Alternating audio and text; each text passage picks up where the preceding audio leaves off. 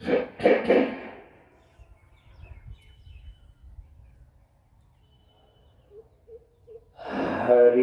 ओम आनंदम प्रशांति जीवन दर्शनम नमो नारायण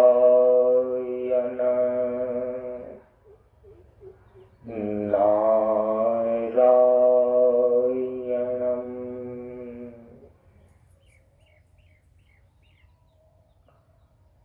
सनातन धर्म के वैदिक परंपरा के अंतर्गत गुरु और शिष्य के बीच एवं वक्ता और श्रोता के बीच ज्ञान का आदान प्रदान होने के लिए प्रयुक्त वैदिक मंत्रों का पहले उच्चारण कर लें। ओम सहनाववतु ओम सहनाववतु सहनौ भुनक्तु सहनौ भुनक्तु सह वीर्यं करवावहै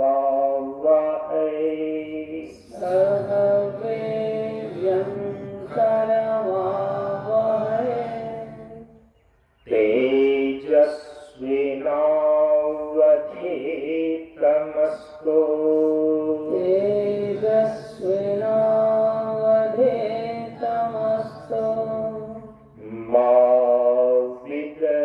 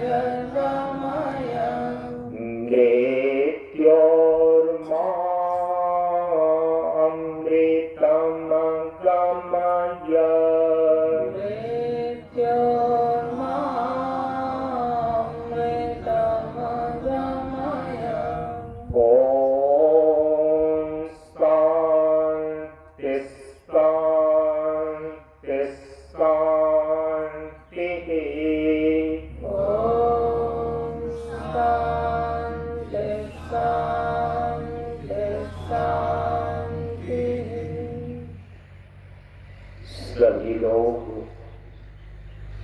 थोड़ी देर के लिए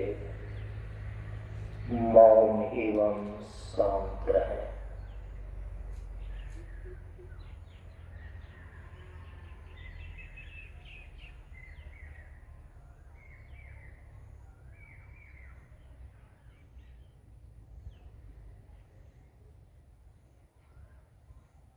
नमो नारायण।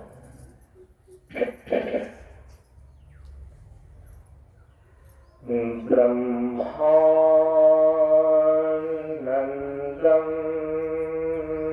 परम सुखदं केवलं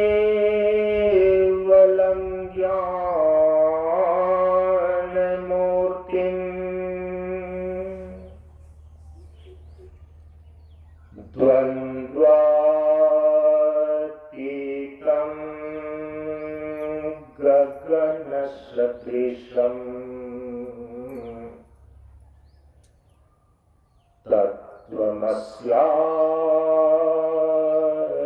तत्त्वमस्यादिलक्ष्यम् एकं नित्यं विमलमचलम्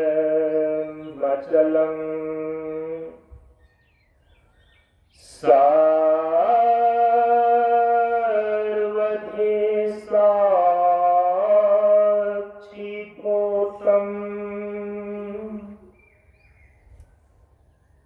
भावातीतं त्रिगुणरहितं सद्गुरुं तं नमामि। सद्गुरुं तं नमामि।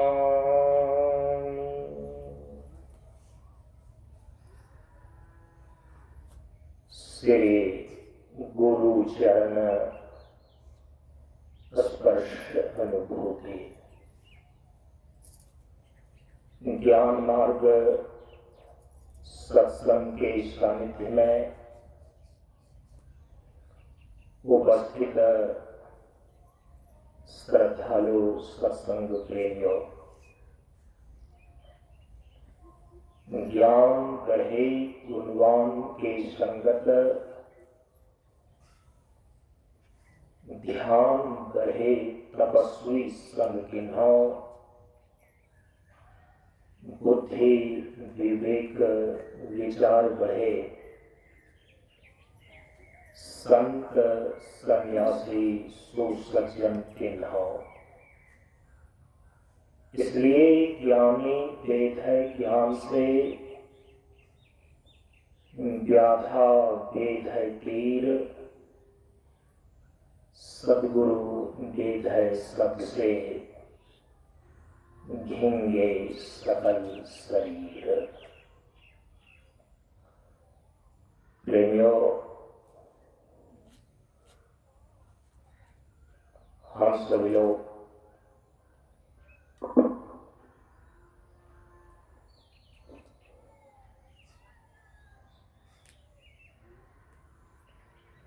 प्रशांत कन्या मिशन योगाश्रम गोवासा से पूरा मंच पर कालयुक्त संवत्सर सन 2025 ईस्वी के 30 मार्च से लेकर 6 अप्रैल तक आयोजित चैत्र नवरात्र साधना अनुष्ठान के सत्संग सत्र में आज हम सभी लोग 1 अप्रैल 2025 ईस्वी को तीसरे दिन के सत्संग में उपस्थित हैं।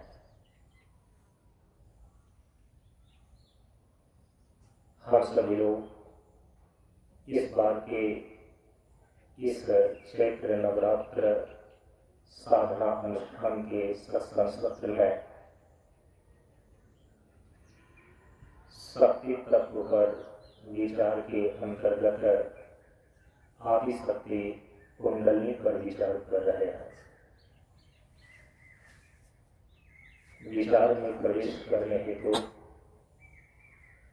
सर्वप्रथम आदिशक्ति भगवती जगदम्बा को प्रणाम निवेदित करते हुए मंगलाचरण का पीछे से एक साथ उच्चारण कर ले। ओम सर्वमंगल मंगल्ये सर्वमंगल मंगल्ये शिवे सर्वार्थ साधिके शिवे सर्वार्थसाधिके शरण्ये त्र्यम्बके गौरी शरण्ये त्र्यम्बके गौरी नारायणे नमोस्तुते नारायणे नमोस्तुते नारायणे नमोस्तुते नारायणे नमोस्तुते ॐ सर्वस्वरूपे सर्वेशे ॐ सर्वस्वरूपे सर्वेशे सर्वशक्ति समन्विते सर्वशक्ति समन्विते भयभ्यस्त्राहि नो देवी भयग्रस्तारिणो देवी दुर्गे देवी नमोस्तुते दुर्गे देवी नमोस्तुते दुर्गे देवी नमोस्तुते दुर्गे देवी नमोस्तुते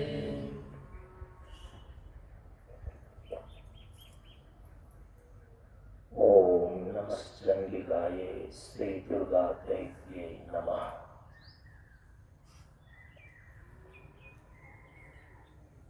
हम सभी लोग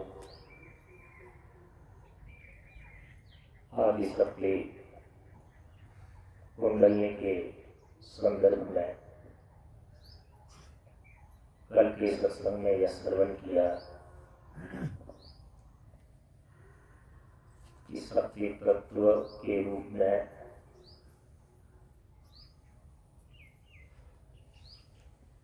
त्रिगुणात्मिका मूल प्रकृति रूपा आदि शक्ति भक्ति भगवती जगदम्बा की शक्ति तत्व के रूप में प्रतिष्ठा है।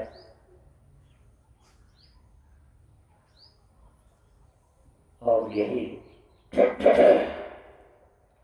आदि शक्ति हमारे शरीर के भीतर कुंडली शक्ति के रूप में विराजमान है।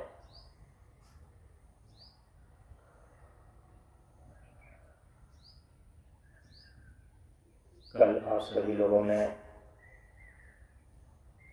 शक्ति तत्व की मीमांसा में विचार के माध्यम से यह श्रवण किया शक्ति तत्व की चेतन स्वरूपता को लेकर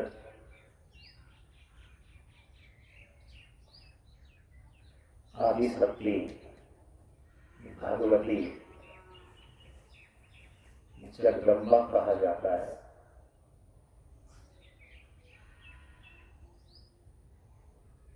और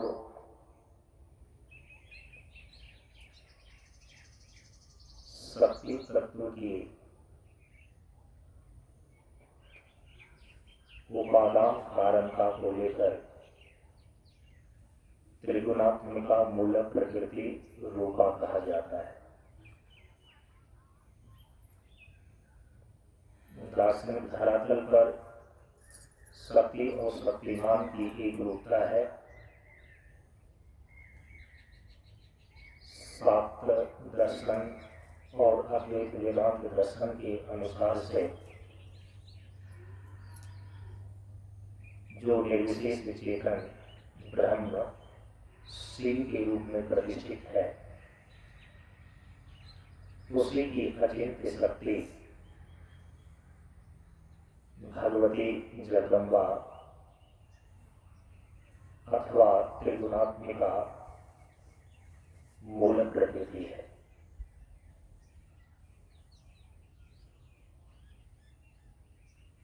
शक्ति का अधिष्ठान शक्तिमान है और शक्तिमान की अभिव्यक्ति के सामर्थ्य का नाम ही शक्ति है।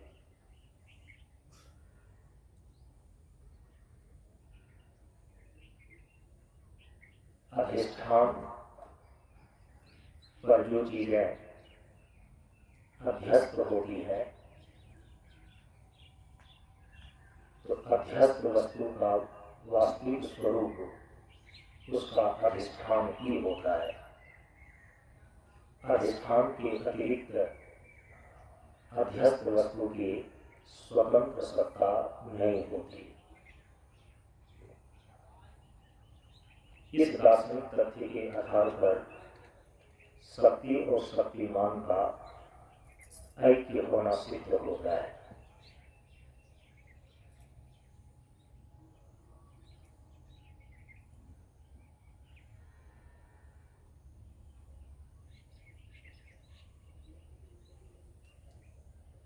कार्य कारण भाव को ध्यान में रखते हुए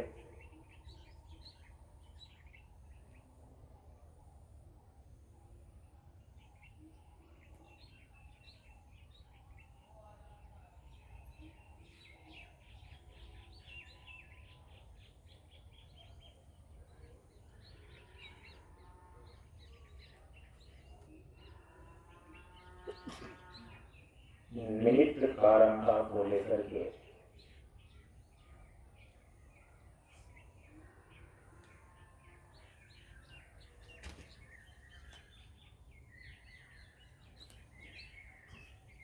आदि शक्ति भगवती जगदम्बा कही जाती है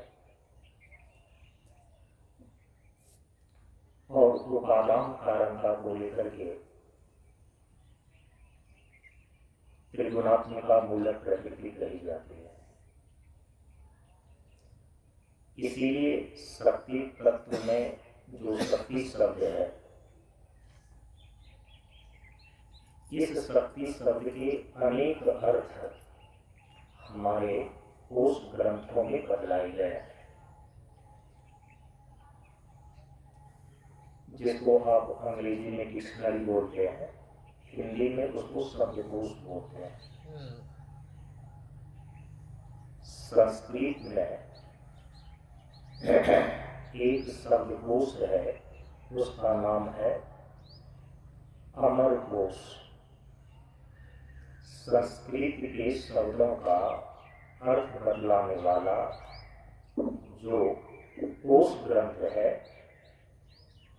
तो उसमें से एक नाम है अमरकोश। तो उस अमरकोश ग्रंथ में तो शक्ति शब्द को कई अर्थों में बदलाया गया है। कहा कि कासु सामर्थ्यो शक्ति, कार्य के सामर्थ्य को शक्ति के अर्थ में प्रयुक्त किया जाता है। कार्य करने का जो सामर्थ्य है, हम उसको भी शक्ति बोलते हैं।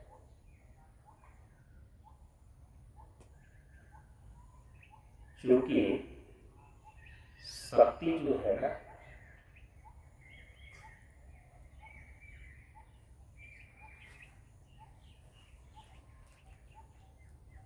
ये प्रत्यक्ष दिखाई नहीं देती है।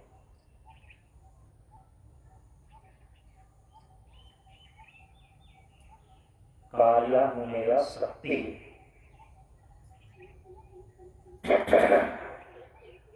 कार्य के द्वारा ही शक्ति का अनुमान होता है। जितना बड़ा कार्य तो उसी से अनुमान लगाया जाता है कि उतनी ही बड़ी शक्ति है।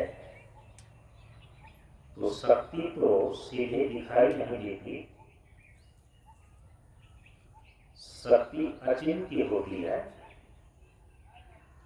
प्रत्यक्ष दृष्टि का विषय नहीं बनता, लेकिन शक्ति का हम अनुमान कार्य के द्वारा करते हैं।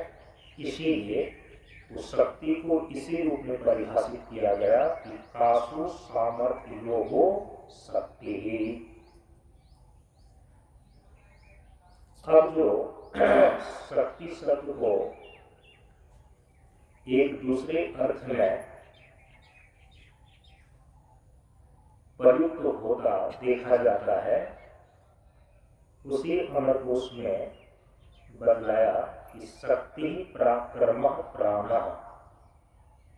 कई बार यह शक्ति पराक्रम के अर्थ में प्रयुक्त होता है और प्राण के अर्थ में प्रयुक्त होता है। जब बाहर हम शक्ति का प्रयोग करके किसी को पराभूत करते हैं तो वो पराक्रम कहलाता है। लेकिन वही शक्ति जब हमारे भीतर जीवनी शक्ति बन करके काम करती है तो हम उसको प्राण बोलते हैं। तो इसलिए यहाँ पर अमर शब्दकोश में शक्ति पराक्रम प्राण, शक्ति पराक्रम के अर्थ में और प्राण के अर्थ में भी प्रयुक्त होता है।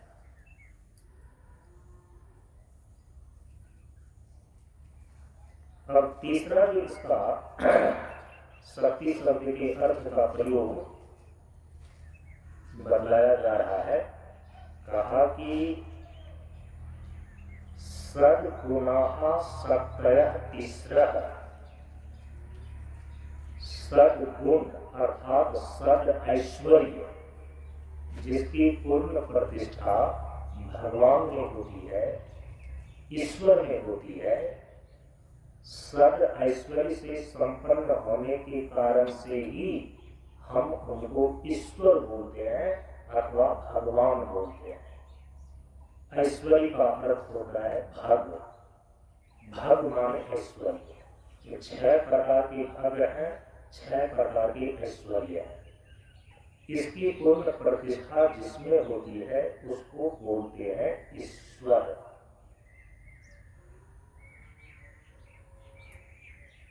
व्याकरण के अनुसार से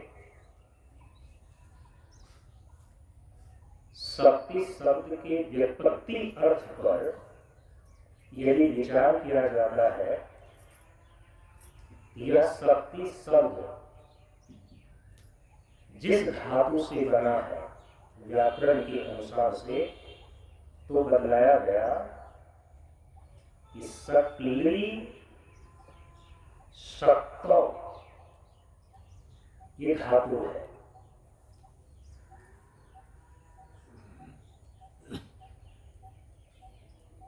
शब्द का जो मूल रूप है ना, उसको बोलते हैं धातु। व्याकरण शास्त्र है, उसी में उपसर्ग और प्रत्यय लग करके अलग अलग शब्द बनते हैं। शब्द का मूल रूप है धातु। तो किस धातु से यह शक्ति शब्द बना है और कौन सा प्रत्यय लगने से शक्ति शब्द निष्पन्न होता है, तो कहा कि शक्ली शक्तौ धातु से अक्तिन प्रत्यय करने पर शक्ति शब्द निष्पन्न होता है। अब वहां पर व्याकरण में जो शक्ली शक्तो धातु है जिसमें अक्तिन प्रत्यय लगने पर शक्ति शब्द बनता है, शक्ति शब्द निष्पन्न होता है, तो इस धातु के अनुसार से शक्ति शब्द का अर्थ हो जाता है कि कारण वस्तु में जो कार्योत्पादन उपयोगी अपृथक सिद्ध धर्म विशेष है, उसी को शक्ति कहते हैं। अब कुछ जो है शास्त्रीय शब्द आ जाने पर, परिष्कृत शब्द आ जाने पर, जिससे आप परिचित नहीं होते तो थोड़ा समझना उसको कठिन होता है।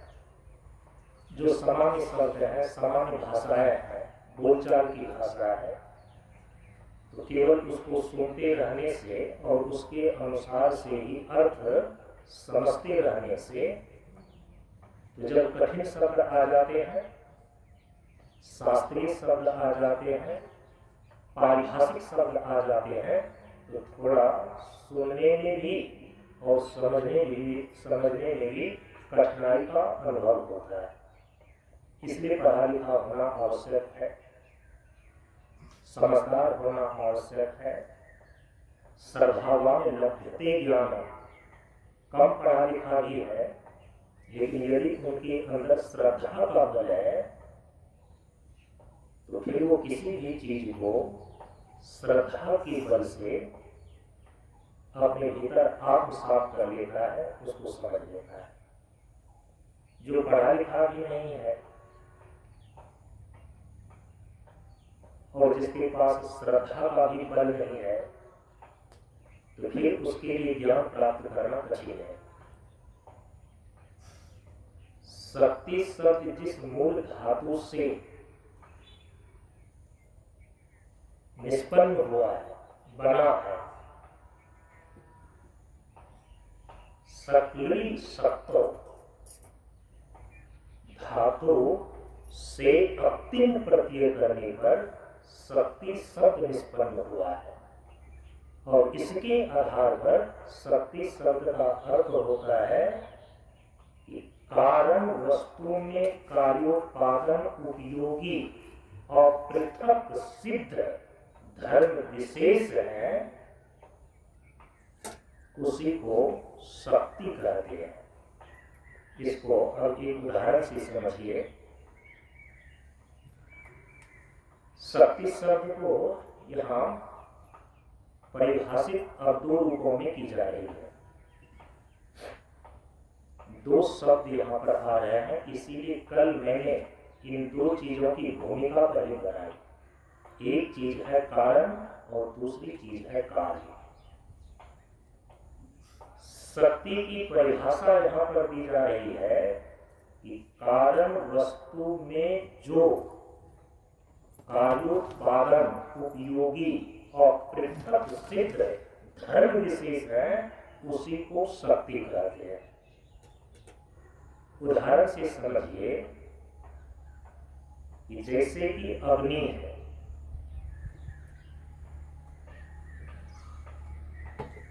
और उस अग्नि में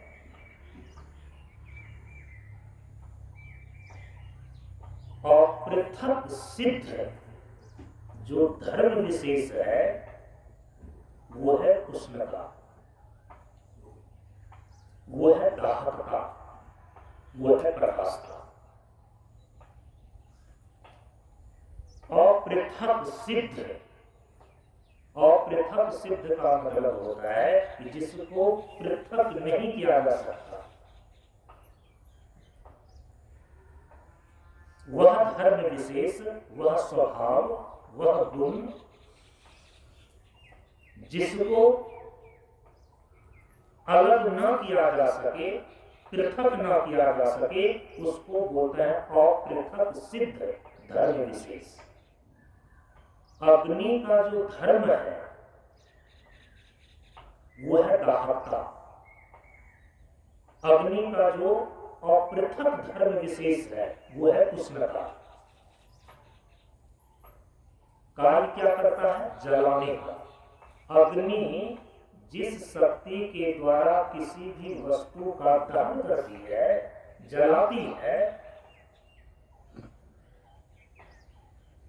वो उसके अंतर्निहित, उससे कभी अलग न रखने वाली, पृथक न रखने वाली और पृथक सिद्ध उसकी उष्णता, उसकी दाहकता, इसीलिए अग्नि की वो शक्ति मानी जाती है। तो कारण के रूप में हो गया अग्नि, और अग्नि के द्वारा जो कार्य होता है जलाने का, अग्नि किसके द्वारा किसी भी वस्तु को जलाती है? अपनी दाहकता शक्ति के द्वारा। अपनी उष्णता शक्ति के द्वारा अग्नि किसी भी चीज को उष्णता प्रदान करती है। तो अपृथक सिद्ध धर्म विशेष के रूप में अग्नि के अंदर दाहकता है, अर्थात दहन शक्ति। तो जो अग्नि के अंदर अपृथक रूप से रहने वाला उनका स्वाभाविक धर्म के रूप में दाहकता है, प्रकाशता है, यही उसकी शक्ति कही जाती है। यदि अग्नि से उष्णता को निकाल दीजिए, यदि आग से दहन दाहकता उसको निकाल दीजिए, तो क्या अग्नि नाम की कोई चीज रह जाएगी? या अग्नि को अग्नि कहा जा सकता है? नहीं कहा जा सकता है। अग्नि को अग्नि तभी कहा जा रहा है जब अग्नि में किसी वस्तु को जलाने का सामर्थ्य हो, गर्मी देने का सामर्थ्य हो। इसीलिए जो शक्ति है ना, शक्ति किसी भी वस्तु का, किसी भी सत्ता का, किसी भी व्यक्ति का अपृथक सिद्ध उनका विशेष धर्म है, विशेष उनका गुण है। शक्ति को इस रूप में परिभाषित किया गया। इसीलिए हम सभी लोग श्री दुर्गा सप्तशती में जब पाठ करते हैं तो तंत्रोक्त देवी सूक्तम में, तंत्रोक्त देवी सूक्तम ये है ना,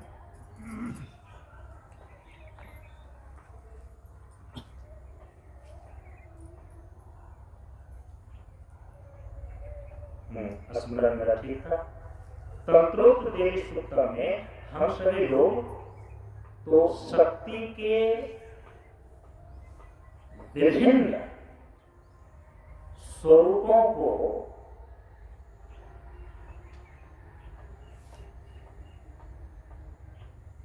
दर्शाने के लिए जो इसमें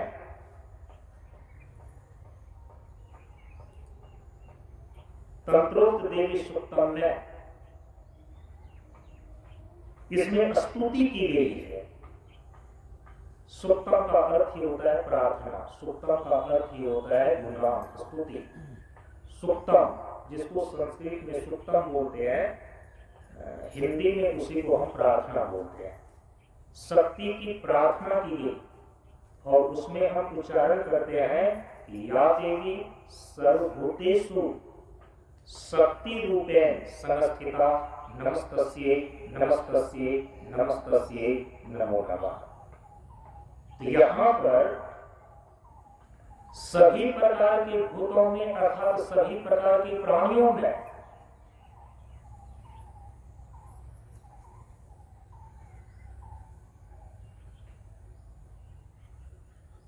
जो उसके अंतर्निहित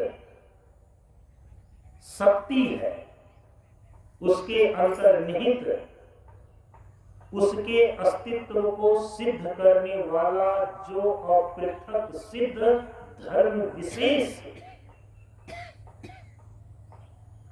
तत्व है शक्ति के रूप में,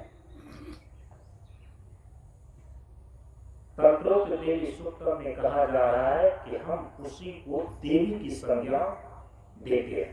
या देवी सर्वभूतेषु शक्ति रूपेण संस्थिता नमस्तस्यै नमस्तस्यै नमस्तस्यै नमो नमः।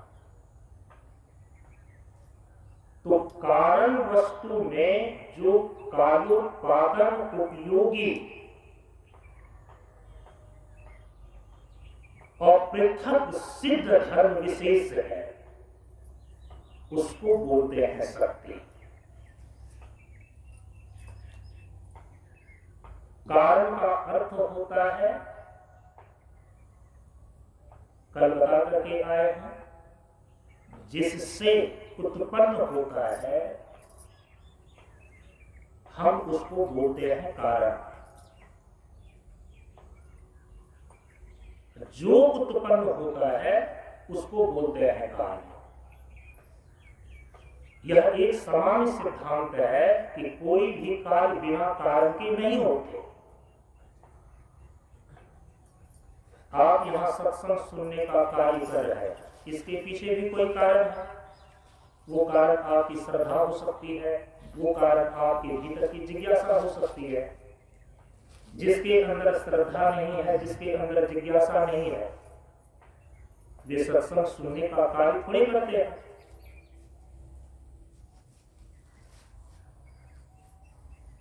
कोई भी कार्य बिना कारण के नहीं होते। आप खेती बाड़ी करते हैं, अन्न उपजाने का कार्य करते हैं, उसके पीछे भी कारण है। इतना जो लोग दौड़ धूप कर रहा है, आपाधापी कर रहा है, जहां देखिए आदमी भागता हुआ नजर आ रहा है, आखिर उसके पीछे भी तो कोई ना कोई कारण होगा। जितने भी कार्य हैं, संसार के जितने भी कार्य हैं, जितने भी प्रकार के कर्म हैं, उसके पीछे कारण क्या है? क्योंकि सामान्य सिद्धांत है कि कोई भी कार्य बिना कारण के नहीं होते। तो जितने भी प्रकार के कर्म किए जा रहे हैं, जितने भी प्रकार के कार्य हो रहे हैं हमारे व्यवहार में, उसके पीछे कारण क्या है?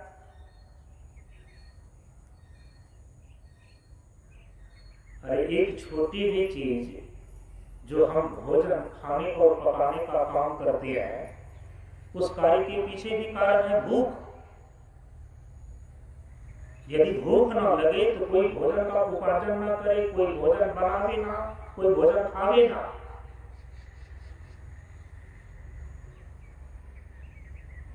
आप पानी पीते हैं, कुआं खोदने का काम करते हैं, चापाकल लगाने का काम करते हैं, नदी तालाब का निर्माण करते हैं, आखिर उसके पीछे कोई तो कोई कारण है ना। वो कारण है प्यास। आपको प्यास लगती है और आप पानी की व्यवस्था का कार्य स्वाभाविक रूप से करने लगते हैं। अब अपने जीवन के व्यवहार के सभी कार्यों को यदि आप देखें तो उसके पीछे कोई ना कोई कारण अवश्य है।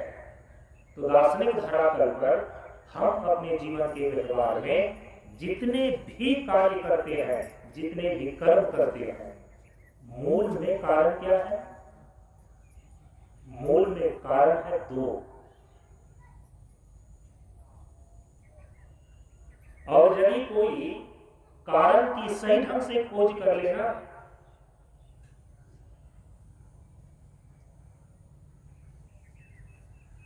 दो चीजें हो सकती है।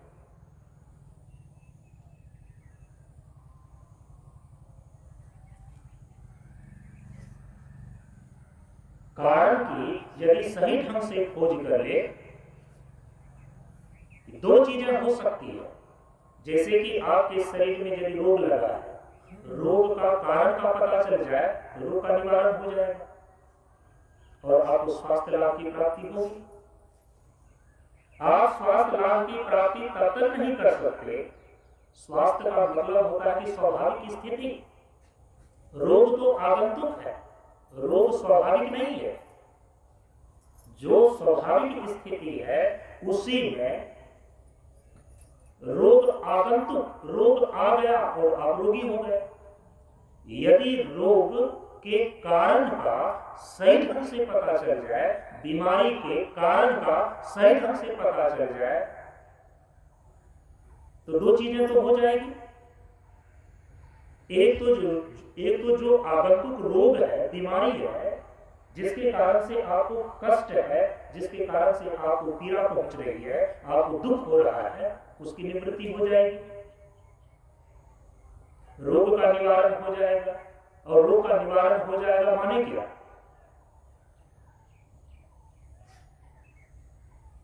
रोग चूंकि आपको दुख दे रहा है, रोग आपको पीड़ा पहुंचा रही है, वह रोग आपको कष्ट दे रहा है, इसलिए तो उस रोग को दूर करना चाह रहे हैं।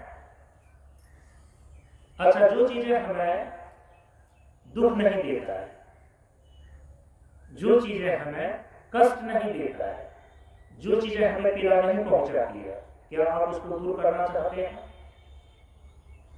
क्या उसको दूर करने का आप प्रयास करते हैं? नहीं करते हैं। हम उसी चीज को दूर करने का प्रयास करते हैं, प्रयत्न करते हैं, हम उसी की निवृत्ति के निमित्त पुरुषार्थ करते हैं जो हमें पीड़ा पहुंचा रही है, जिसके द्वारा हमें कष्ट होता है, जिसके द्वारा हमें दुख होता है। तो दुख निवृत्ति के लिए सबों की प्रवृत्ति हो रही है। अब यदि रोग हमें दुख देता है, कष्ट देता है, हम रोग को दूर करना चाहते हैं।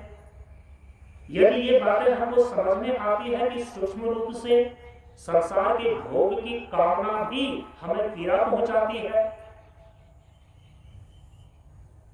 हमें कष्ट देता है, तो हम उस भोग को भी, जो हमें पीड़ा देता है, जो हमें कष्ट देता है, हम उसको दूर करना चाहते हैं, दूर करने का हम प्रयत्न करते हैं।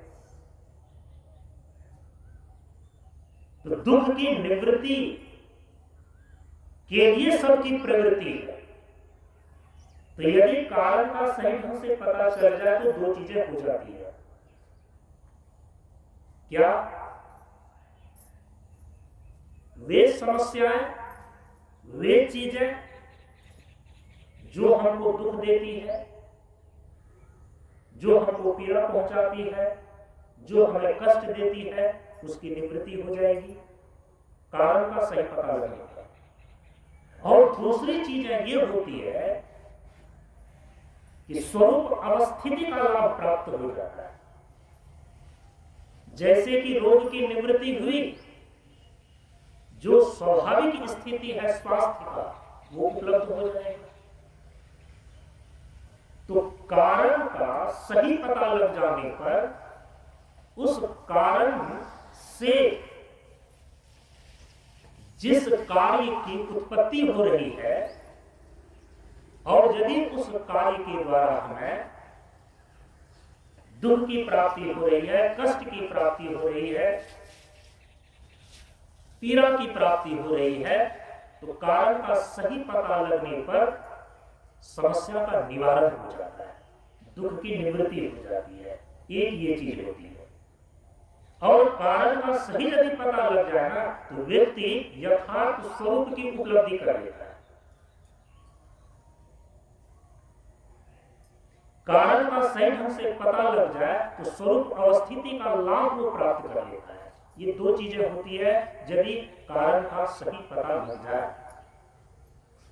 आप अपने जीवन में, जीवन के व्यवहार में जितने भी कर्म कर रहे हैं, जितने भी कार्य कर रहे हैं,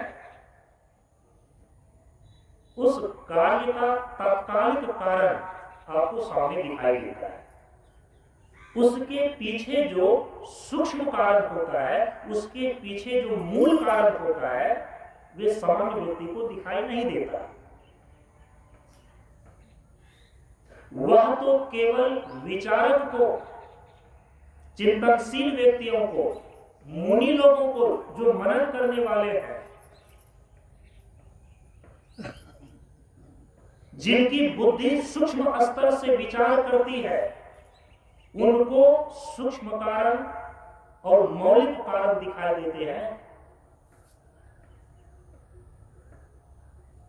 जीवन के व्यवहार में जो कर्म आप कर रहे हैं, जितने भी प्रकार के कार्य कर रहे हैं, उसके पीछे कारण क्या है? तो उसका जो तात्कालिक कारण है, जो सामान्य लोगों को दिखाई देता है,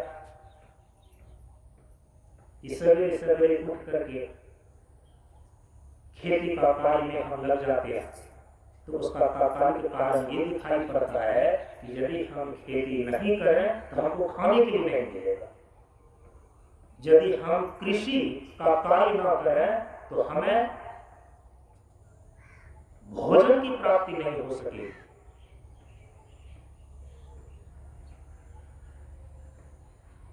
पशुपालन इत्यादि न करें तो अर्थ की प्राप्ति नहीं हो सकेगी। नौकरी चाकरी न करें तो साधन और सुविधाएं हम नहीं जुटा सकते। ये कारण तो दिखाई पड़ता है सामान्य रूप से। लेकिन किसी भी कार्य को करने के पीछे जो सूक्ष्म कारण है, जो कि सामान्य व्यक्तियों को दिखाई नहीं देता है, हमारे तत्वदर्शी महापुरुष बतलाते हैं कि कर्म करने के पीछे जो कारण है वो है कामना।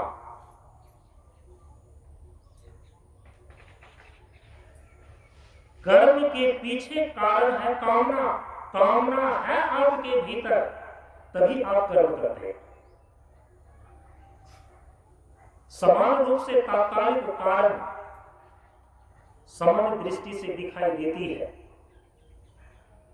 लेकिन जिस अर्थ की हमारे भीतर कामना है, जिस काम उपभोग की हमारे अंदर कामना है, जिस धर्म के अनुष्ठान की हमारे अंदर कामना है, उसके अनुरूप कर्म में हम प्रवृत्त होते हैं। तो कर्म के पीछे जो कारण है वो है कामना। संसार के वस्तु को प्राप्त करने की कामना ही हमें कर्म में प्रवृत्त करता है। तो कर्म के पीछे कारण क्या है? कामना। अच्छा, जो दूसरी चीजें हैं, अब कोई कर्म जो कर रहा है, एक साधक भी कर्म कर रहा है, एक संसारी भी कर्म कर रहा है। जो संसारी व्यक्ति कर्म कर रहा है, जो अज्ञानी व्यक्ति कर्म कर रहा है, उनके कर्म के पीछे जो कारण है उसकी कामना। संसार की काम्य वस्तु वो चाह रहा है, हमें धन चाहिए, हमें स्त्री चाहिए, हमें पुत्र चाहिए, हमें भोग्य पदार्थ चाहिए। ये संसार की कामना उसको कर्म करने के लिए विवश कर रही है। लेकिन एक साधक, एक जिज्ञासु, वो भी कर्म करता हुआ दिखाई देता है। तो उनके कर्म के पीछे जो कारण है वो है कर्तव्य भावना। एक साधक, एक जिज्ञासु, एक भक्त, एक सत्संगी, जिनको अपने जीवन का लक्ष्य स्पष्ट हो गया है कि जीवन का समाधान केवल संसार के भोग्य वस्तु के इकट्ठा करने में नहीं है,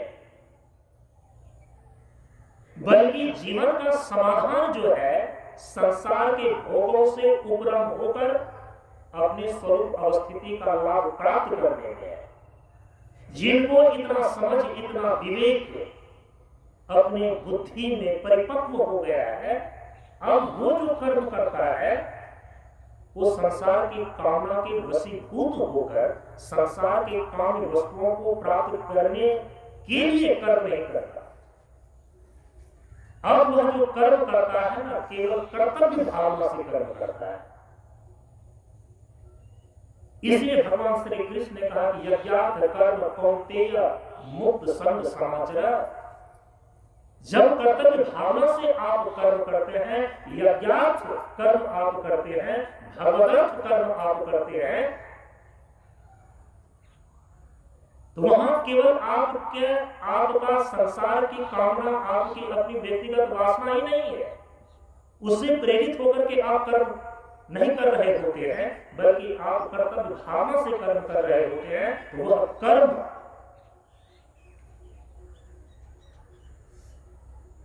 साधना बन जाता है। जो कर्तव्य भावना से कर्म किया जाए वो कर्मयोग साधना है। धीरज धीर निष्काम है, संतोषम आधारम। इसीलिए एक सांसारिक व्यक्ति के कर्म करने और एक साधक और जिज्ञासु भक्त के कर्म करने, दोनों के कर्म करने में इतना अंतर है। परंतु गुरुदेव इसलिए कहते हैं कि फर्ज समझकर कार्य करना आवश्यक है, लाभ हानि समझकर नहीं। भगवान श्री कृष्ण कहते हैं यज्ञार्थ कर्म कौन्तेय, यज्ञार्थ कर्म करो, भगवदर्थ कर्म करो, अर्थात कर्तव्य भावना से कर्म करो। इसका फल क्या होगा? मुक्त संग समाचर। वो कर्म फिर आपको बांधता नहीं है। जो कर्तव्य की भावना से कर्म करता है वो कर्म का बंधन शिथिल पड़ते जाता है, शिथिल पड़ते जाता है, छीन होते जाता है। ये अंतर है। तो कर्म करने के पीछे जो कारण है, सूक्ष्म कारण जो है, वो दो रूप में दिखाई दे रहा है। सांसारिक व्यक्तियों के लिए कर्म करने के पीछे कारण है उसकी कामना, लेकिन एक साधक और भक्त जो उनके जीवन व्यवहार में कर्म दिखाई दे रहा है, उसके पीछे कारण है कर्तव्य भावना।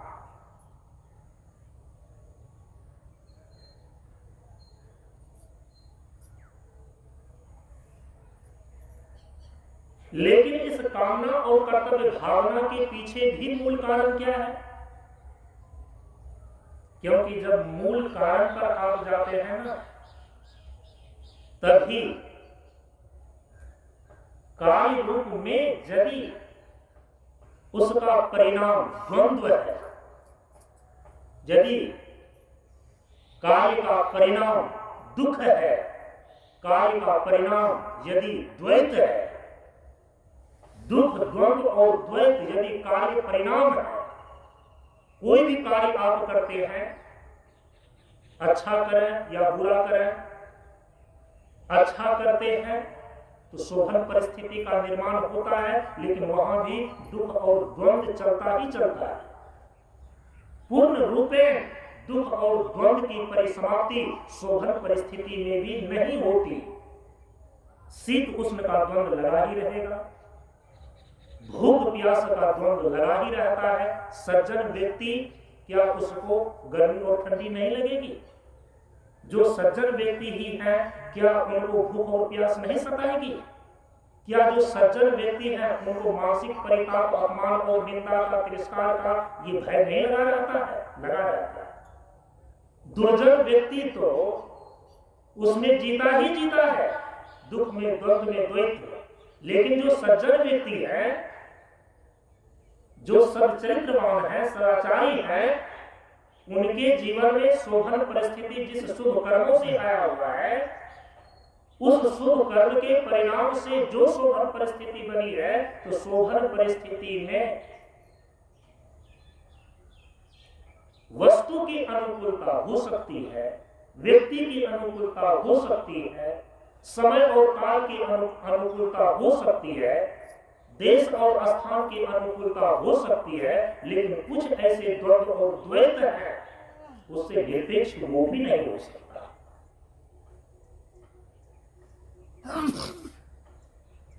शीत और उष्ण का द्वंद्व उसको भी सताएगा, भूख और प्यास का द्वंद्व उसको भी सताएगा। जो सज्जन व्यक्ति हैं, शोभन परिस्थिति में जी रहे हैं, अनुकूल परिस्थिति में जी रहे हैं, उनको भी मान और अपमान का ये द्वंद्व उनके भीतर चलता ही चलता है।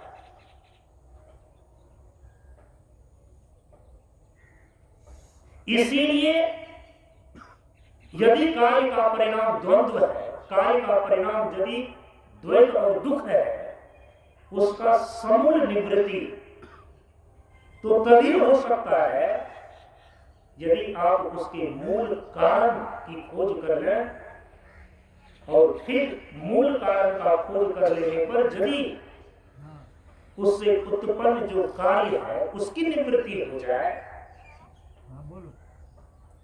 तो आप दुख और द्वंद्व से समझकर छूट सकते हैं।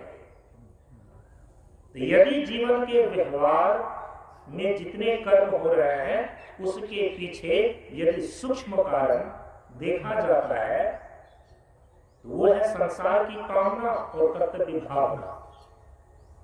लेकिन मूल कारण की ओर यदि आप चले जाएं, वो कर्तव्य भी हमें क्यों करना पड़ता है? ये संसार की कामना भी हमें कर्म के लिए जो प्रेरित कर रही है, वह संसार की कामना भी हमारे अंदर क्यों है? कहा कि कामना के पीछे, काम के पीछे जो मूल कारण है, वह है स्वरूप का अज्ञान।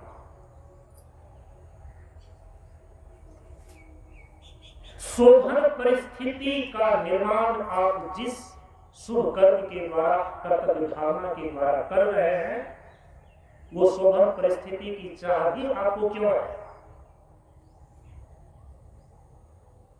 मर्त्य लोक का सुख चाहे, चाहे स्वर्ग का सुख चाहे, है तो वो संसार के ही सुख। और संसार के जो सुख है वो शाश्वत नहीं है। संसार के सुख है अनित्य, स्वर्ग और स्वर्ग को अंत दुखदायी। इसीलिए जब तक आपको संसार के सुख की चाह है, स्वर्ग के सुख की चाह है, शोभन परिस्थिति से उत्पन्न जो अनुकूलता से प्राप्त होने वाला सुख की चाह है, जब तक सुख की चाह आपके अंदर है तब तक आप अधूरे हैं, आप अतृप्त हैं। ये अधूरापन, ये अतृप्ति अपूर्णता का द्योतक है, आप अपूर्ण हैं। इसीलिए कहा कि कामना या कर्तव्य भावना, इस दोनों के पीछे जो मूल कारण है वो है अज्ञान। अज्ञान किस चीज का? अपने ही स्वरूप का अज्ञान, अपने स्वरूप का अज्ञान। जो आपका यथार्थ स्वरूप है उसका बोध न होने के कारण, स्वरूप अज्ञान के कारण, आपके सूक्ष्म शरीर बुद्धि में, आपके हृदय में सुख को पाने की इच्छा उत्पन्न होती है। जो अपने सुख स्वरूप, आनंद स्वरूप आत्मा का बोध कर लेता है, जिनको स्वरूप ज्ञान हो जाता है, केवल और केवल वही मृत्यु के भय से छूट सकता है, दुख से, द्वंद्व से छूट सकता है और मूर्खता की चपेट से बाहर हो सकता है। जिनको अपने सच्चिदानंद स्वरूप का ज्ञान और बोध नहीं हुआ है, संसार में वह कुछ भी कर ले, शोभन परिस्थिति के रूप में स्वर्ग का भी निर्माण कर ले, इस मर्त्य लोक में अपने पुरुषार्थ के द्वारा, शुभ कर्म के द्वारा ही सही, अच्छे कर्म के द्वारा, मेहनत और परिश्रम से ही जीवन की जितनी भी साधन सुविधाएं व्यवस्थित कर ले, लेकिन अपने जीवन से तीन चीजों का निवारण वो नहीं कर सकता। मृत्यु के भय का निवारण नहीं कर सकता, मूर्खता की चपेट से वो बाहर नहीं हो सकता। चाहे कितना बड़ा विद्वान हो, उनको भी भय लगा रहता है कि मेरे से ज्यादा यदि कोई विद्वान आ जाएगा तो मेरी हार हो जाएगी, मेरा पराजय हो जाएगा। इसीलिए जब तक वह अखंड विज्ञान को उपलब्ध नहीं हो जाता तब तक मूर्खता का भय नहीं जा सकता। जब तक वह अपने यथार्थ स्वरूप में सब स्वरूपता का बोध नहीं कर लेता, आत्मा की अमरता का बोध नहीं कर लेता, तब तक किसी अन्य विधि से मृत्यु का भय नहीं जा सकता, मृत्यु पर विजय प्राप्त नहीं कर सकता। जब तक कोई अपने यथार्थ स्वरूप में आनंद स्वरूपता का बोध नहीं कर लेता है, तब तक वह किसी भी व्यवस्था के द्वारा अपने जीवन से दुखों की आत्यात्मिक निवृत्ति नहीं कर सकता। इसीलिए जो मूल कारण है स्वरूप अज्ञान, सबका मूल कारण, जितने भी प्रकार के संसार में दुख है, संसार में जितने भी प्रकार के द्वंद्व हैं, संसार में जितने भी प्रकार की समस्याएं हैं,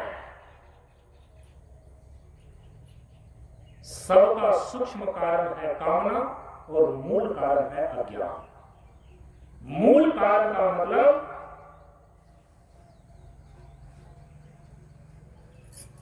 जिसकी निवृत्ति से सारे दुखों की, सारी समस्याओं की आत्यांतिक निवृत्ति हो जाए, वो होगा मूल कारण। चूंकि स्वरूप अज्ञान ही मूल कारण है, जिससे कार्य परिणाम के रूप में जीवन के सारे दुख, जीवन की सारी समस्याएं और जीवन की सारी पीड़ाएं, सारे द्वंद्व उत्पन्न होते हैं। तो मैंने आपको कहा कि यदि कारण का सही पता कोई लगा ले, दो काम हो सकता है।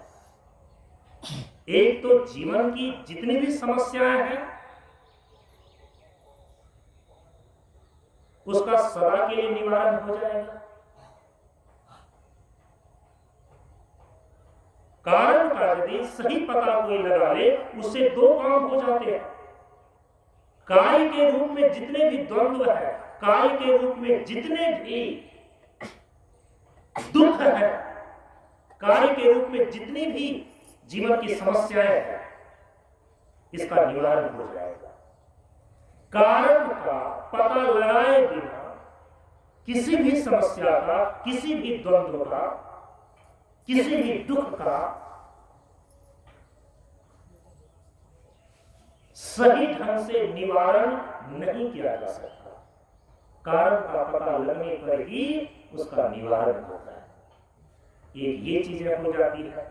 कारण का यदि सही ढंग से पता लग जाए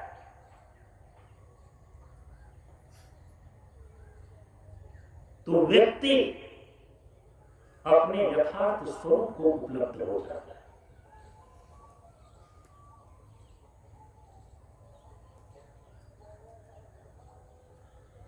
अपने स्वाभाविक स्थिति को वो प्राप्त कर लेता है।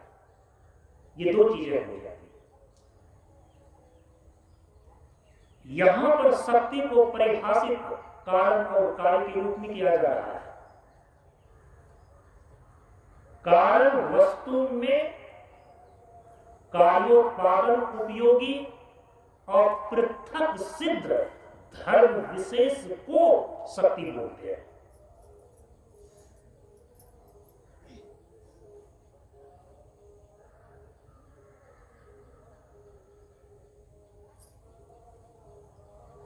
कारण में जो कार्य को उत्पन्न करने की अपृथक सिद्ध धर्म विशेष है, उसका नाम है शक्ति। जैसे कि अग्नि में अपृथक सिद्ध धर्म विशेष दाहकता, उष्णता, यही उसकी शक्ति मानी जाती है। इसीलिए कहा कि शक्ति के बिना शिव शव है, माने मुर्दा है, निष्प्राण है।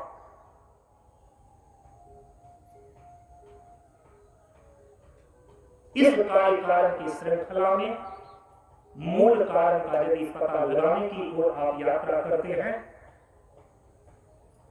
जो तत्वदर्शी महापुरुषों ने कार्य और कारण की श्रृंखला से मूल कारण तक पहुंचकर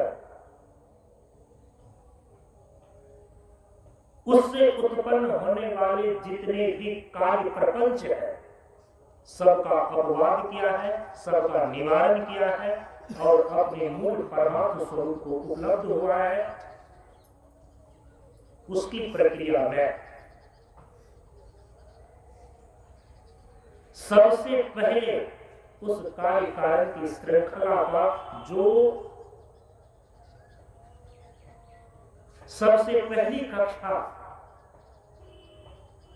प्रस्तुत करता है भारतीय दर्शन में, उसका नाम है न्याय और वैशेषिक दर्शन।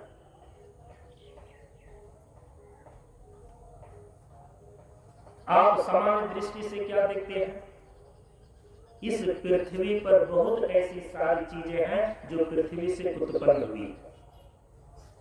अन्न है, वृक्ष है, लता है, गुल्म है, जितने भी प्रकार के खाद्य पदार्थ हैं, ये सब पृथ्वी से उत्पन्न हुई है। तो पृथ्वी हो गया कारण और पृथ्वी से उत्पन्न होने वाले अन्न इत्यादि हो गए कार्य।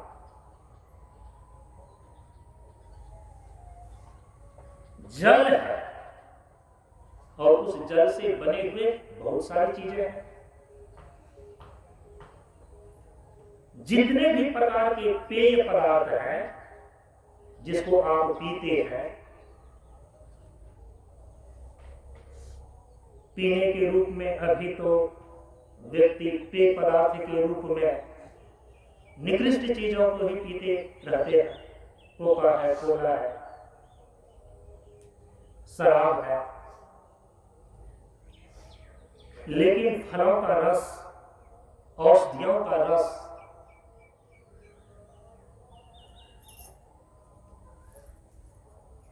शुद्ध जल, गंगा जल, चरणामृत, ये सात्विक पेय पदार्थ है। ये जल से बने हुए हैं, तो जल हो गया कारण, और जल से बने हुए जितने भी पेय पदार्थ हैं वो हो गया कार्य। जिससे बना है वो कारण, और जो बन करके तैयार सामग्री है वो कार्य कहलाता है। उसी प्रकार से अग्नि से बने हुए बहुत सारी चीजें हैं। जितने भी प्रकार के यंत्र हैं, जितने भी प्रकार के आयुध हैं, एक सुई से लेकर के एटम बम तक, जितने भी प्रकार के उपकरण हैं, कैसे बने हैं? अग्नि में पिघला करके सारे उपकरण बने हुए हैं। ये सारे के सारे कार्य है। वायु कारण है, और वायु से बनी हुई बहुत सारी चीजें हैं। वायु को भर करके आप बैलून को आकाश में उड़ाते हैं। वायु को भर करके ही आप टायर और ट्यूब में द्रुत गति से वाहन चलाते हैं। उस वायु का विशेष प्रयोग करके ही अंतरिक्ष यान अंतरिक्ष में छोड़े जाते हैं। उत्तम कोटि का जो फ्यूल है, उत्तम कोटि का जो ईंधन है, आप सभी लोगों को मालूम है। क्या वो सॉलिड है, क्या वो लिक्विड है, या वो गैस के रूप में है? जो सबसे उत्तम कोटि का फ्यूल अर्थात ईंधन है, वो ठोस रूप में नहीं है, वो लिक्विड के रूप में, द्रव्य रूप में भी नहीं है, वो गैस के रूप में है।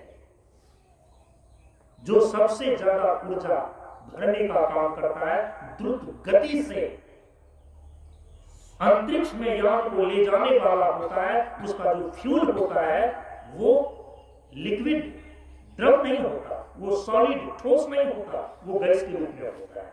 आप सभी लोग जानते हैं। तो वायु कारण है, और उससे बनी हुई जितनी भी चीजें हैं वो कार्य है। इसीलिए यहां पर क्या बताया जा रहा है? कार्योत्पादन उपयोगी। कारण वस्तुओं में कार्योत्पादन उपयोगी और पृथक धर्म सिद्ध और पृथक सिद्ध जो धर्म विशेष है उसको शक्ति कहा जा रहा है। वायु के अंदर शक्ति है, अग्नि के अंदर शक्ति है, जल के अंदर शक्ति है, पृथ्वी के अंदर शक्ति है।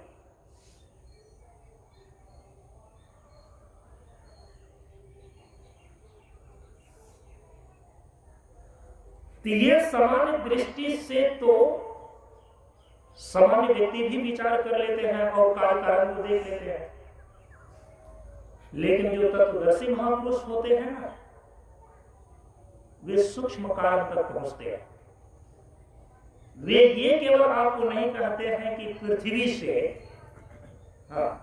से उत्पन्न होने वाले अन्य वृक्ष, लता, गुल्म इत्यादि, पहाड़, पठार इत्यादि जितने भी चीजें हैं, इसकी वो बात नहीं करते।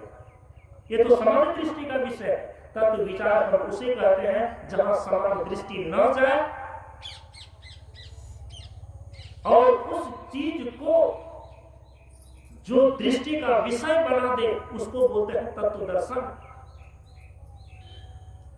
इसीलिए न्याय और वैशेषिक दर्शन जो तत्व विचार की पहली कक्षा है, इसमें कार्य कारण की श्रृंखला को जो बताया गया है, कार्य कारण पर जो विचार किया गया है, वहां भी पहली कक्षा में भी वहां पर यह समान दृष्टि वाली बात नहीं बताई गई है कि पृथ्वी से कौन कौन चीजें उत्पन्न हो रही है और हमारे काल रूप से वह कितना हमारे जीवन के लिए उपयोगी है।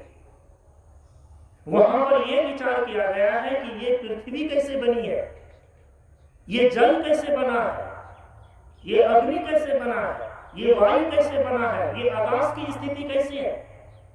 क्योंकि आपके जीवन और जीवन में उपयोग में आने वाली सारी वस्तुएं प्रकृति के इन्हीं 5 तत्वों से निर्मित है। आपका जीवन ही 5 तत्वों से निर्मित है। जीवन में उपयोग में आने वाली जितनी भी वस्तुएं हैं वे भी 5 तत्वों का ही तारतम्य संघात है।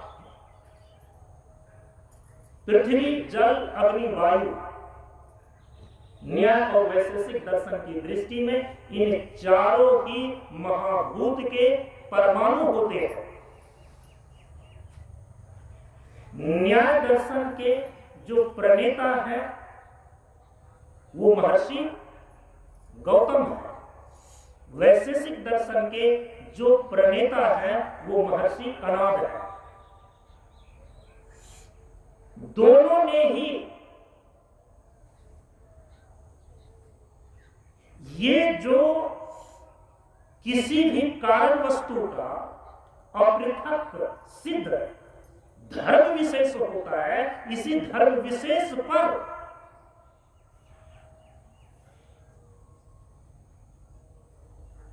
विचार किया। न्याय और वैशेषिक की दृष्टि में किसी भी पदार्थ के अंतर्निहित शक्ति के रूप में जो उनका धर्म है और पृथक सिद्ध धर्म विशेष है, उस पर विशेष चर्चा करने के कारण ही नाम ही पड़ गया वैशेषिक दर्शन। जो पदार्थों के धर्म विशेष को बतलाता है हम उसको बोलते हैं वैशेषिक दर्शन। और यहां पर बताया ही जा रहा है कि कारण वस्तु में कार्य उत्पादन उपयोगी और पृथक सिद्ध धर्म विशेष का नाम है शक्ति। सक्लिनी सत्तो धातु से अतिन प्रत्यय करने पर शक्ति शब्द निष्पन्न होता है और उसका अर्थ होता है कि कारण वस्तु में कार्योत्पादन उपयोगी और पृथक सिद्ध धर्म विशेष का नाम है शक्ति। यह धर्म विशेष की जो सबसे पहली बार पदार्थों का धर्म विशेष के विषय में जो चर्चा करता है, प्रतिपादन करता है दर्शन शास्त्र के क्षेत्र में, उसका नाम है वैशेषिक दर्शन। और वहां पर बतलाया गया है ये जो पृथ्वी है, ये जो जल है, ये जो अग्नि है, ये जो वायु है, ये 4 महाभूत हैं और 5वां है आकाश।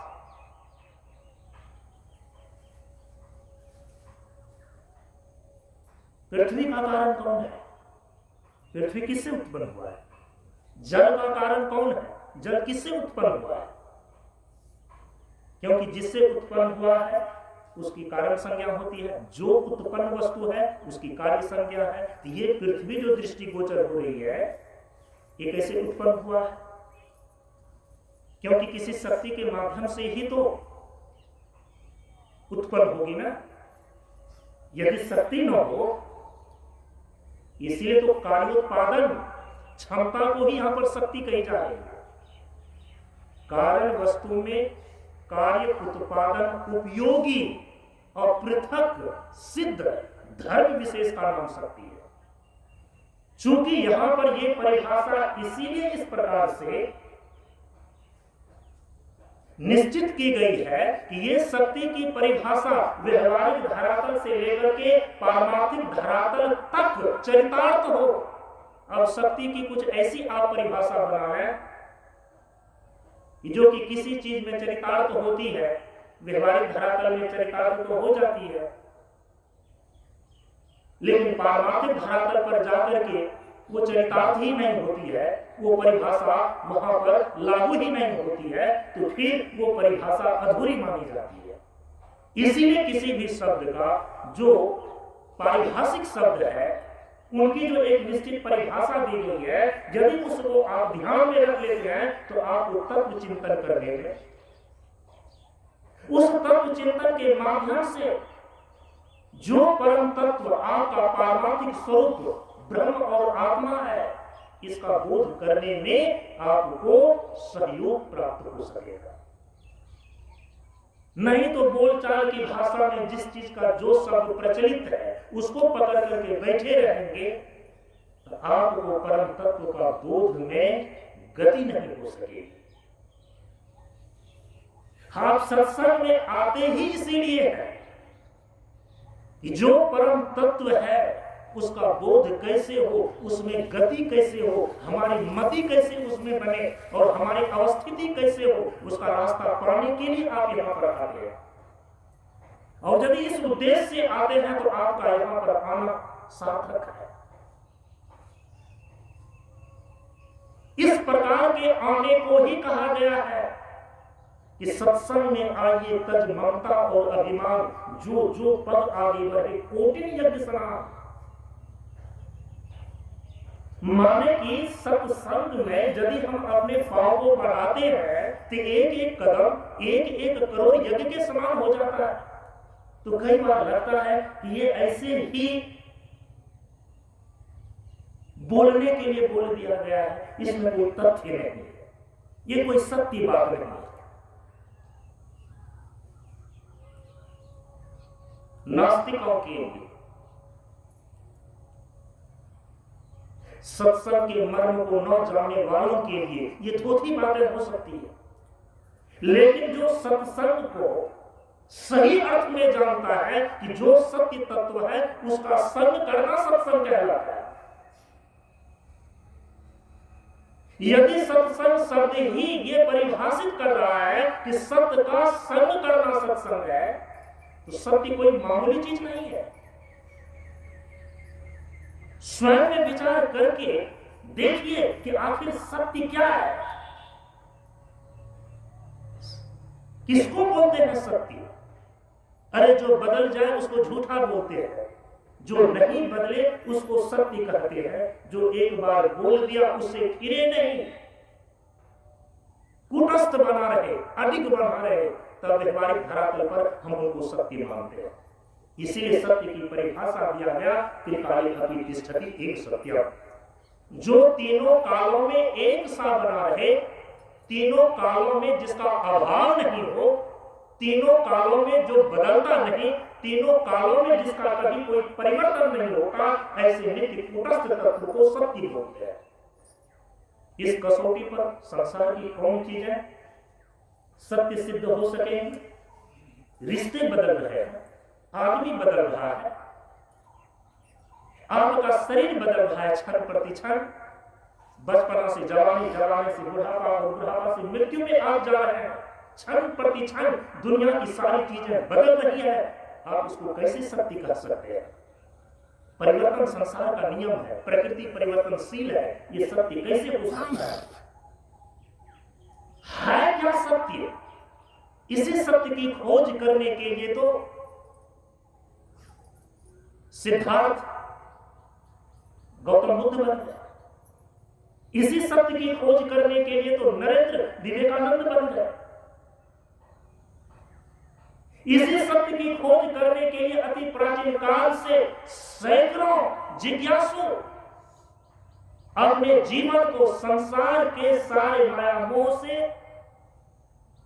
त्याग करके इस सत्य की खोज की साधना में लग गए। क्या है ये सत्य जो कभी नहीं बदलता, तीनों कालों में स्थिर रहता है?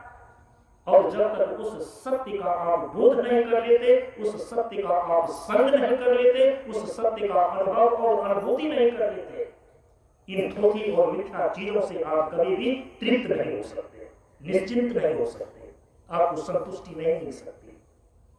जो चीजें बदलने वाली है, जो चीजें क्षणभंगुर है, जो चीजें नश्वर है, वो आपको निश्चिंत कैसे कर सकती है?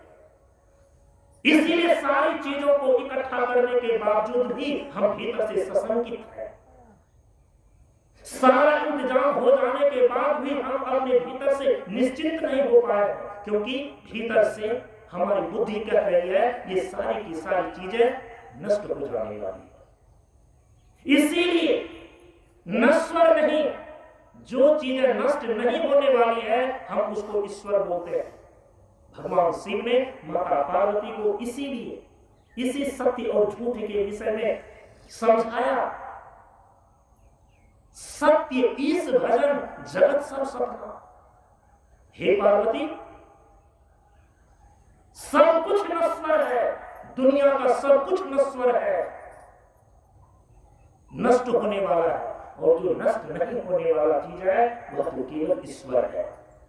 और उसी ईश्वर का जो सनातन अंश आपके शरीर के भीतर है उसी का नाम है जीव। जीव भी नित्य है क्योंकि यह ईश्वर का अंश है। ईश्वर अंश जीव अविनाशी। लेकिन इस जीव का जो पारमार्थिक स्वरूप है, इस जीव का जो वास्तविक स्वरूप है, वह है ब्रह्म। जो अंतिम सत्य है वह है ब्रह्म। जीव का जो पारमार्थिक स्वरूप है वो है ब्रह्म। इसीलिए उपनिषद ने घोषणा किया कि सत्यम ज्ञानम अनंतम ब्रह्म। जो अंतिम सत्य है, जो परम सत्य है, परम तत्व के रूप में ब्रह्म की प्रतिष्ठा है। और उसी ब्रह्म की सत्ता को इस शरीर के भीतर हम आत्मा बोलते हैं। जीव और आत्मा दोनों को मिलाकर के एक शब्द में बोलते हैं जीवात्मा।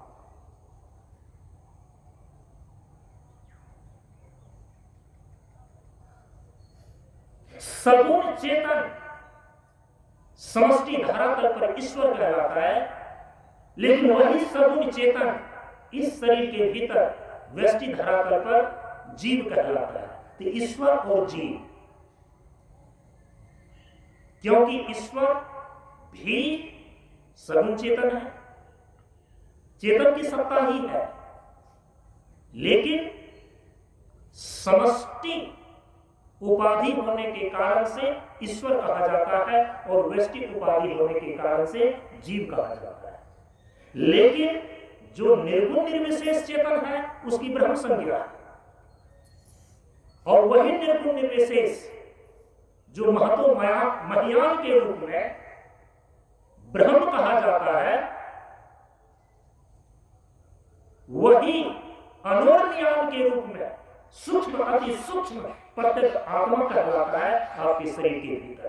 तो ब्रह्म और आत्मा, ईश्वर और जीव, सगुण चेतन ईश्वर समष्टि धरातल पर, वही सगुण चेतन जीव व्यष्टि धरातल पर, निर्गुण निर्विशेष चेतन ब्रह्म, वही इस शरीर के भीतर निर्गुण निर्विशेष चेतन आत्मा। तो जीव का जो पारमार्थिक स्वरूप है वो है ब्रह्म। जीव का जो पारमार्थिक स्वरूप है वह है ब्रह्मात्म तत्व। यही अंतिम सत्य है। तो उपनिषद अब अंत में यह एक निर्णय सबके लिए देता है जिन्होंने सत्य का बोध किया, परम सत्य को उपलब्ध हुआ। ऐसे तत्वदर्शी महर्षि ने एक अंतिम निर्णय दिया कि ब्रह्म सत्यम जगत मिथ्या। ब्रह्म ही सत्य है और ये संपूर्ण चराचर जगत जो आपको दिखाई दे रहा है ये तो मिथ्या है। और मिथ्या का मतलब है कि सत्य जैसा प्रतीत होता है लेकिन वस्तुतः यह सत्य है क्या? इसमें परिवर्तन है, इसमें बदलाव है, इसीलिए ये मिथ्या है। सत्य का संग सत्संग कहलाता है और उस सत्य को जो परम सत्य के रूप में ब्रह्म और आत्मा है, इसका संग करना माने इसका अनुभव और अनुभूति करना, इसकी चर्चा जहां पर होती है ना उसको सत्संग बोलते हैं। जहां सत्य की चर्चा नहीं है, सत्य के रूप में जो ब्रह्म और आत्मा है उसके अनुभव और अनुभूति की बात नहीं है, हम उसको सत्संग नहीं बोलते। सत्संग के नाम पर वो कुछ और ही धर्मानुष्ठान कहला सकता है,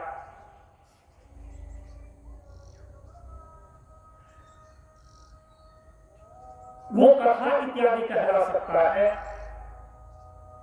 लेकिन सत्संग का तो सीधा मतलब होता है सत्य का संग करना, सत्य का विचार करना, सत्य का अनुभव और अनुभूति करना। और यदि इस प्रकार का सत्संग आप करते हैं ना, उस सत्य की खोज में आप चलते हैं, उस सत्य की ओर आपकी गति होती है, उस सत्य की ओर आपकी मति बनती है और उस सत्य की ओर आपकी अवस्थिति होती है। इसके लिए जब कोई एक एक कदम बढ़ाता है ना, कोटि यज्ञ समान होता है। ये धोती बातें नहीं है, ये यथार्थ बातें हैं। क्योंकि समय तो आज पूरा हो रहा है। कार्य कारण की श्रृंखला से जो परम तत्व अंतिम सत्य तक पहुंचने की कार्य कारण की श्रृंखला के द्वारा हमारे तत्वदर्शी महापुरुषों ने प्रक्रिया बदलाई है,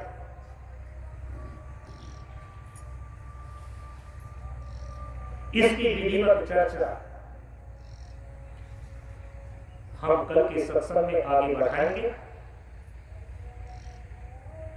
कार्य कारण की श्रृंखला में पृथ्वी, जल, अग्नि, वायु, आकाश, जिससे कि हमारा जीवन बना है, जिससे हमारा जीवन चल रहा है, आखिर ये पांचों तत्वों का कारण कौन है? ये पांचों तत्व बना कैसे है? ये पांचों तत्व आया कहां से?